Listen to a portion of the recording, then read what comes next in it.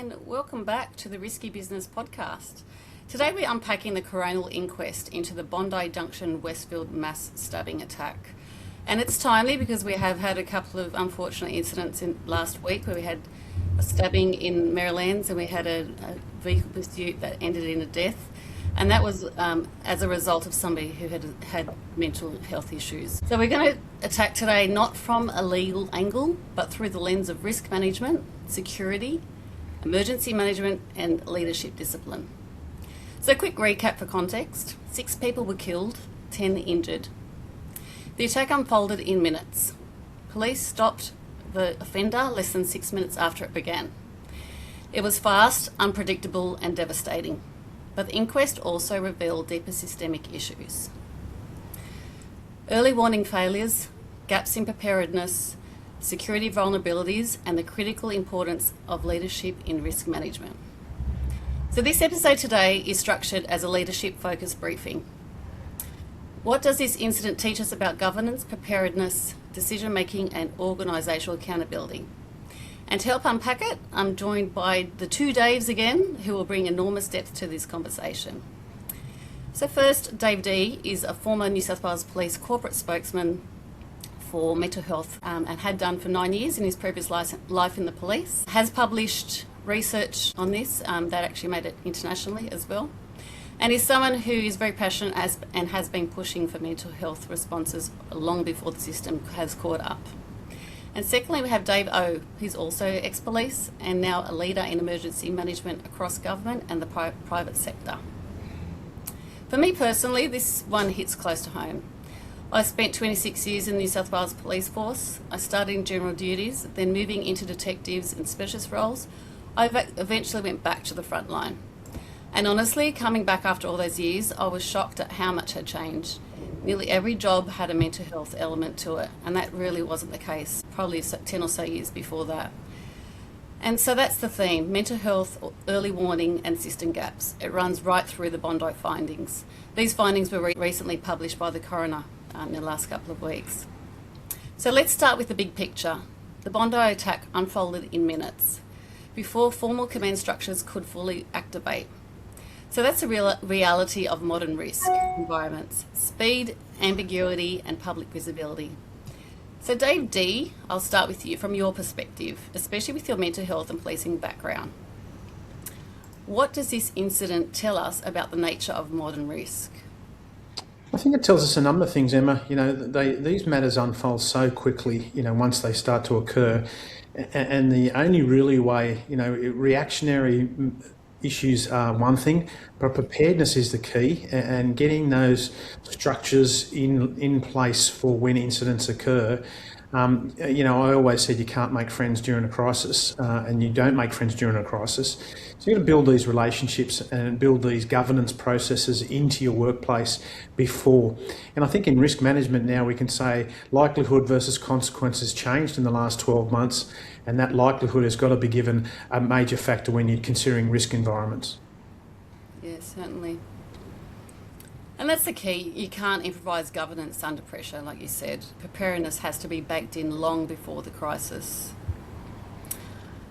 So the inquest highlighted major failings in early detection. The attacker had a history of schizophrenia. Treatment had stopped years earlier and the warning signs were missed, unfortunately. Davo, you've worked across emergency management and multi-agency coordination. So what stood out to you about the early warning failures? Well, it's about risks aren't always missing. What happens is they're often misread or not acted upon at all. Consider the influence of organisational bias, which I think has changed now, confirmational bias, and risk misinterpretation in threat spotting.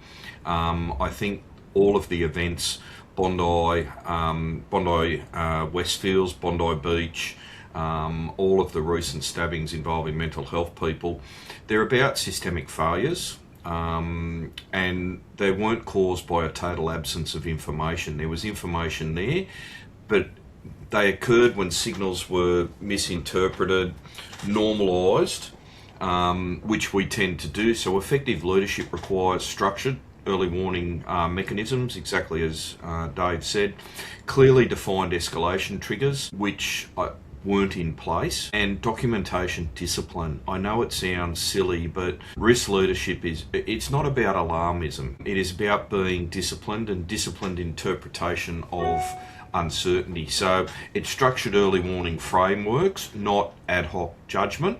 And that way, through those early warning frameworks, you can improve detection and hence improve escalation moving forward. Yeah, absolutely. Risks aren't always missing. They're often misinterpreted, like you said, and they're normalised. And leadership isn't about alarmism, it's about disciplined interpretation of uncertainty. So another theme was governance. When the attack began, internal alerts and public warning systems weren't immediately engaged. Centre alarms only activated after police engagement. So Dave D, what does this tell us about the command clarity and decision authority? I think, we're not sitting here as hindsight professionals, we're just simply providing a risk environment. I think what it says is if you don't have those governance frameworks, as Dave said, and you don't have those disciplines and you haven't done the training, when it comes to enacting an incident and responding, these things then start to take time and response times get delayed, and decisions being delayed is time critical under these types of things. So it goes to that government framework, being prepared, exercising, making sure you got everything ready to go, and clear command and control within whatever discipline, whatever organisation it is, to say, right, Dave, you're in charge, this is what's going to happen, this is how it's going to happen, and everyone knows their role and function to reduce that delay in decision and response. Yeah, absolutely. It's good governance, it's not about bureaucracy, it's about clarity when everything is falling apart basically. That's right. And Davo, you mentioned documentation before. Look, it might sound boring, but in crisis it becomes central to situational awareness and accountability. So from an emergency management perspective, why does it matter so much? It's from a risk and emergency management. As you know, we do quite a few reviews on behalf of government and private organisations. The first thing we go to is, where's your standard operating procedures, where's your policies, and how up to date are they? A lot of organisations fall down here, they give it lip service, and the documents are 5 to 10 years out of date. Remember, in risk, you're operating in a really dynamic environment that is changing year on year. Documentation, it's about central to situational awareness and accountability. You fall back to using that documentation. So whilst the specific findings of the coronial inquiry weren't specific on finding of documentation errors in response operations, the broader inquest, when you go through it, it did emphasise that poor record keeping and handover can undermine situational awareness, and we've got to get away from documentation is simply administrative. It controls risks and it helps continuity in emergencies. And we fall back on, the first thing we go to is how accurate was your record keeping? Does it support your decision rationale? And does it paint the picture at the time? Because remember, a lot of these inquiries are years later. And what were you thinking about at the time that these occurred? And that's really important. And it also clearly articulates the control mechanisms that you put in place. Yeah, absolutely. And refer to our policing background. I know it's sort of drummed in our head to always take notes, which police officers generally are good at. And like you said, years later you'll be in court, and the biggest question is not so much what decision was made, but why. And the difference between that being documented or not really takes a turn in how you answer that question. Let's talk about the security environment. So one of the most sensitive findings was that the lone security operator in the CCTV control room was in the bathroom when the attack began, and the CCTV was unmanned at the critical moment. And I want to be really respectful here. There was a security officer that later lost his life, so this is not about blame. Again, it's about learning. So I'll throw to both of you. What does this tell us about shared responsibility? I think the first thing is public safety in complex environments is a shared responsibility. So yeah, okay, we talked about the Westfields, but there's multiple shop owners there, and And in 2026, unfortunately, we have to talk about those types of things and training staff, whether it's a jewellery store or a coffee outlet or whatever the case may be. If you're operating in a similar environment anywhere in Australia now, we really should be starting to think about how we train our people to be prepared for something that has to happen. It's horrible to think about, and a lot of people don't want to think about it, but preparedness must extend beyond visible security presence to include communication protocols, workforce awareness and leadership readiness. A systems mindset rather than a purely tactical mindset enhances resilience. Yeah. And I think, Dave, it's important on that systems that security staff training and regular scenario drills, we tend to, and when I say we, risk managers and EM managers, security, tend to rely on compliance checklists. Have we met all of the standards through a compliant checklist? Get around those and actually start to build some muscle memory into the individuals that, we say that it took a little while to do notifications and that. I think the whole event was 6 minutes from go to woe. And you've got to rely on that muscle memory. What have I rehearsed? What have I exercised? What does my training tell me? And you click in straight away. I think that's really important. Absolutely. And yeah, from a personal perspective, my children are taught that all the time at school. They do drills all the time. They now do AAO drills, which is, quite sad that they have to do it, but they're doing it. So it needs to then reflect back into the adult world. For some reason, we sort of stopped doing that as adults, but it's really important because the coroner did recommend better public education on escape, hide, tell. So it's a matter of thinking about how do we get that message across. And I think now with Bondi Junction, Bondi Beach, perhaps the public are more receptive to it, but there's still some work to be done in that area. Yeah, I think there's still a gap. And when I always use family as a their non-police background and grew up in diverse backgrounds, and I always use that as a bit of a litmus test. And when I ask my mother-in-law, she's 82 years old, do you know what shelter in place means? She goes, no, never heard that term before. Yeah. So the broad education piece needs to be out there because these people are the ones walking through shopping centres and walking along beaches and promenades. So yes, it's great that they're teaching the kids it's in school now, but there's a whole generation of people that missed out on all that, shelter in place, escape, hide, tell, etc. Yeah. And I think you have to bring into it too. We are seeing more and more community members being your first responders.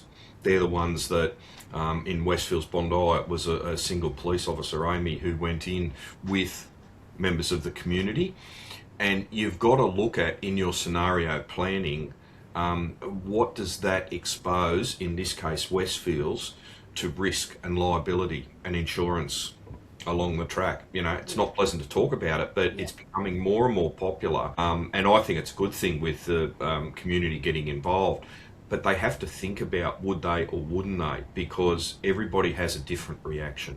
And because you don't act, as we found, Dave, through the surf life saving after action review, some people felt really let down because all they did was shelter the kids in place within the surf life saving premises.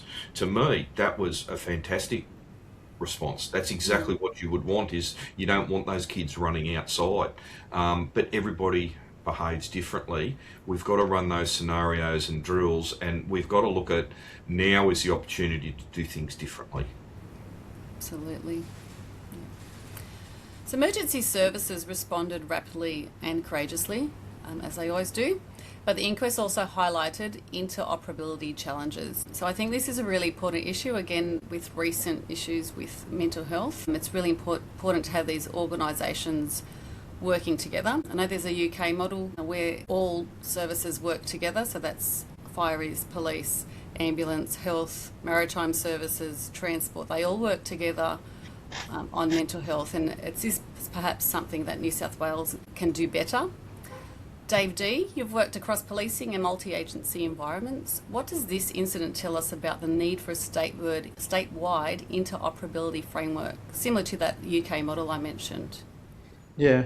Firstly, I'd probably say that I think all the agencies are working towards that, but I think it'd be fair to say that the dynamics and the ability for change in New South Wales Police, Fire and Rescue, etc., ambulance, it takes time and it takes understanding and it takes a whole range of other things. I think it's important to understand communication. We saw, as Dave said, the Bondi After Action Review for Surf Lifesaving. Communication was one key thing, and a lot of emergency services, whether they use different types of equipment, they use different radio channels, they used a whole range of different things that weren't interoperable. So, for instance, the oxyvivors on the beach, they use different ones. Ambulance used different ones to the life-saving, so therefore the oxygen bottles weren't compatible. Just things like that. And I think that's an evolutionary thing. I don't think it's going to happen overnight. But I will say I think they're all working towards that. That's good. I think one of the things, Dave, too, that picking up the multi-agency, we're out of it now, so I may be wrong, but at the senior level within the Police Operations Centre or within the State Emergency Operations Centre, we still exercise as a single agency. It's not all of the agencies coming together and understand what the different reactions will be across the board. And I think that needs to occur. I also think they need to start including major organisations like Westfields, who it's been shown they are the target and there's a reason for that with ownership, and involve them either as observers or as bit players feeding in. And I think we need to take that next step in evolution. Yeah. And I think that next step is taking it to the next level where we're rehearsing it. It's structured and it's embedded. It rather than just rolling out a policy. I think it really needs to be practiced. As we spoke about before, if we don't practice it, it doesn't become that muscle memory second nature. Okay, so let's bring this home for our listeners, many of whom work in risk, security or emergency management. So the Bondi Inquest reinforces that preparedness must be cultural and not procedural, and I think that's really important. And this, I think, comes down to the leaders. The leaders need to be investing in things like scenario-based training, executive simulation exercises, robust communication channels, governance audits, structured debrief mechanisms, and early detection capability. The risk management isn't a compliance function, it's a leadership obligation. High impact incidents reinforce a core leadership principle. Structure creates stability. So we need clear objectives to find authority and disciplined documentation and proactive planning. They're the foundations of the resilient organisations. So I'll throw to both of you. What does this inquest change about how Australia thinks about public safety and thinking about this from a leadership perspective as well? Sorry, Dave. I think from my perspective, and I said at the top of the conversation, I just think the likelihood discussion in Australia has to change. She'll be right, mate, we'll sort it out. All those comments, they're really not applicable in 2026 now. We have to reframe our risk environment and do the worst case scenarios, whether it's emergency management, when we talk about unprecedented matters and then we go through the history books and sure enough this flood did occur or this fire did occur back in the day, right through to public safety and there's issues at Bondi Westfields and Bondi Beach and other places, as we mentioned. We just have to say that it can and it will happen, and therefore we have to prepare and run scenarios and get ready for it. Yeah, and I think on that, you've got to shift from the reactive to proactive. Stop giving lip service to it, and that's what's tending to happen at the moment. You've got to actually make some mental health system reforms, and that's for health across Australia, remembering that this person was from Queensland originally. And you've also, I think we got to aware that the public is very aware of what is going on. We can't sugarcoat it for them. Let's do fair income public awareness campaigns. Let's get it drilled into people so that when these events do occur, they can react safely. I think that's really, really important. Yeah, absolutely. And Dave D, you mentioned that things have changed in 2026. So what should organisations be doing today that they perhaps weren't doing before April 2024? I think they need to do an honest appraisal of their risk environment in which they operate and then plan and exercise for the eventuation. If it doesn't happen, happy days. But when it happens, the consequences are, they're enormous. You can't be understated. In this instance, people's lives were lost. The worst case scenario, property gets damaged, etc. The consequences are huge. So getting ready for it, and as I said, change that likelihood conversation now to it probably will happen, and let's get ready for it.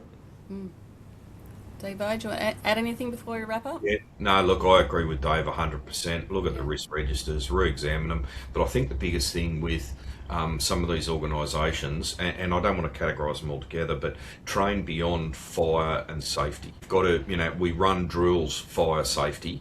Let's move beyond that. And if it doesn't happen, as Dave said, really happy. You've got to do it, so you rehearse and actually rejoice when you find things aren't working, because it's in an exercise scenario that you can then go away and fix that, as opposed to being exposed when this actually happens. Yeah, absolutely. Well, Dave and Dave, thank you both. And to our listeners, stay safe, stay informed, and we'll see you on the next episode of Risky Business Podcast.